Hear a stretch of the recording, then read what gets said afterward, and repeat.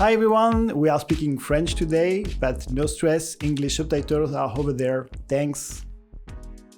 1, 2, 3, bonjour Appartement Thérapie, bienvenue dans nos 22 mètres carrés à Paris. Parce qu'ici, quand on est arrivé, c'était un appartement qui était en fait une remise d'artiste. Donc il n'y avait ni eau, ni électricité, il n'y avait que de la lumière naturelle, mais aussi les WC étaient sur le palier parce que c'est une ancienne chambre de bonne.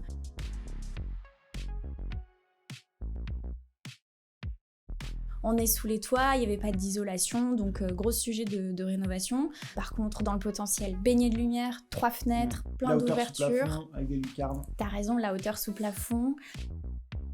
Le point de départ dans la conception de cet espace, c'est comme dans bon nombre de projets créatifs, c'est pas la liberté comme on le croit, mais c'est la contrainte. Là, pour le coup, on en avait deux des contraintes. C'était la volonté de garder cette cheminée, donc qui est assez imposante, mais on trouvait assez iconique de l'espace, assez rustique, avec de la brique, un bois sculpté. Et la deuxième contrainte qu'on s'est imposée, c'était d'avoir un espace nu, une chambre, qui a vraiment structuré l'espace un peu avec ces 3 parties. Et on s'est appuyé sur la couleur. C'est la couleur qui nous a permis de découper les espaces.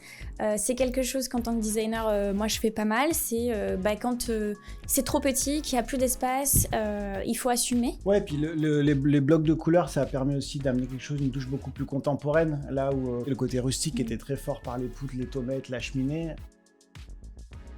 Donc à la fois d'un point de vue fonctionnel, on a pu marquer les espaces, mais aussi d'un point de vue esthétique, avoir quelque chose de plus équilibré, quoi. Un des points de départ de la conception de cet appartement, de cet espace, c'est la séparation entre le salon et la chambre qu'on a voulu tout de suite par une verrière. Souvent, c'est des pièces qui coûtent cher.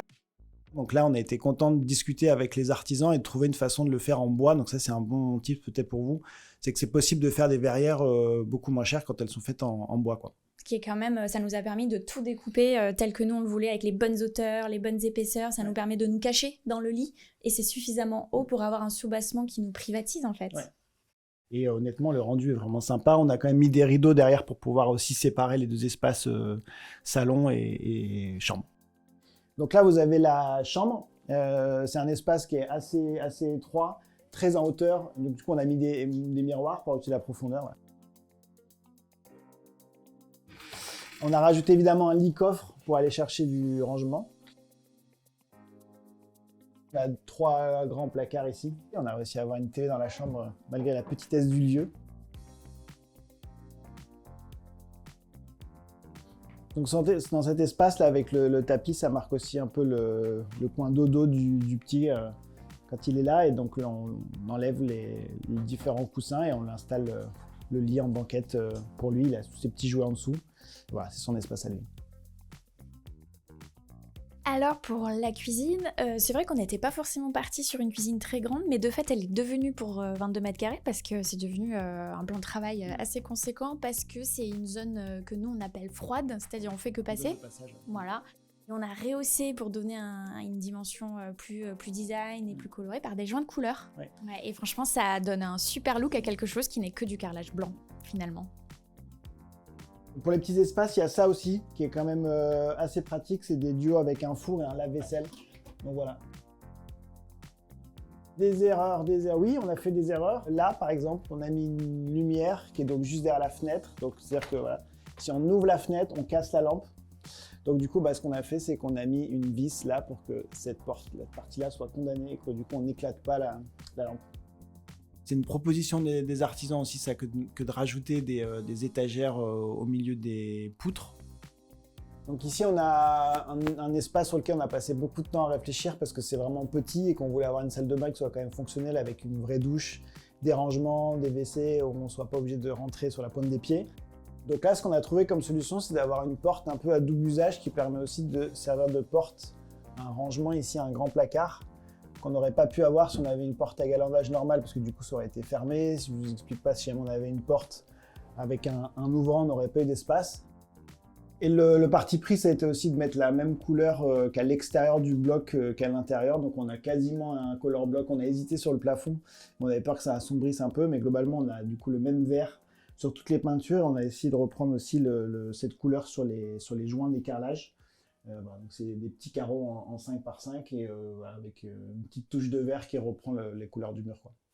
Donc là, vous avez les WC, qui étaient les WC existants, mais qui étaient du coup pas attenants à l'appartement. Donc on a dû ouvrir ici en posant un linteau pour pouvoir avoir accès au WC depuis la salle de bain et depuis l'intérieur de l'appartement. Pour les espaces de rangement, déjà, on a un placard dans l'entrée. On a aussi la machine à laver qui est cachée là-dedans. Et on a profité des hauteurs aussi sous plafond pour mettre du rangement encastré en placo qu'on a peint, parce que c'est un des atouts aussi de ce tout petit appartement, mais qui est très haut sous plafond. Donc on nous demande souvent comment est-ce qu'on accède aux livres là-haut, on n'y accède pas. On ne lit pas le dernier tiers de l'étagère. Est-ce que ce projet nous a beaucoup enseigné ?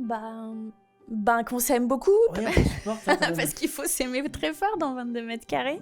Non, après, peut-être au moment de la conception, quand même, ce qu'on a appris, c'est qu'il fallait passer beaucoup de temps à sourcer, à chercher. Ça vaut le coup d'y passer beaucoup de temps sur des petits espaces parce que ça vous change la vie. Notre table à manger, elle est coupée sur un pan et ça fait toute la différence dans la circulation de la mobilité. Et on a tendance à penser que ça arrive en fin plutôt de création, voire limite quand les travaux sont faits, c'est à ce moment-là qu'on cherche à meubler. En fait, nous, on l'a pensé dès le départ. Donc, pensez à chercher très tôt et n'ayez pas peur de passer du temps sur Pinterest et Google & Co pour trouver vraiment pile poil ce qu'il vous faut et pas vous faire allumer en sur-mesure après, quoi. Qu'est-ce que le mot maison veut dire pour nous ? Enchanteur, ça te va bien. Ah ouais, évidemment. J'ai envie de dire l'extraordinaire ordinaire. Parce que c'est quand même un lieu où toi comme moi, quand on était étudiants ou plus jeunes et qu'on vivait déjà à Paris, dans nos vies réciproques de l'époque, on rêvait, on adorait ce quartier, on adorait ces lieux et je pense que moi je n'ai même pas permis d'oser habiter ici. Donc c'est vraiment un lieu qui a beau être petit, mais j'ai le sentiment, je dirais que c'est notre petit palais. Et en fait, on s'en fiche que ça fasse que de 22 mètres carrés. Un camping-car de luxe.